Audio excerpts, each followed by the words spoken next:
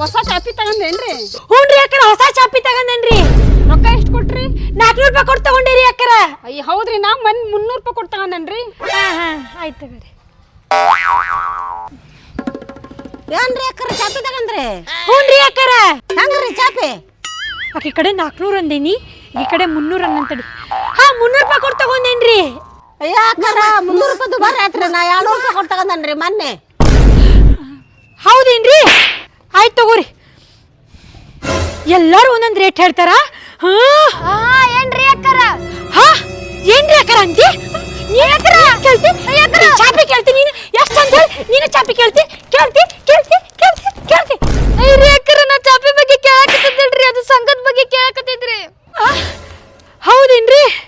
ತಪ್ಪ ತಗೋರಿ, ಸಾರಿ.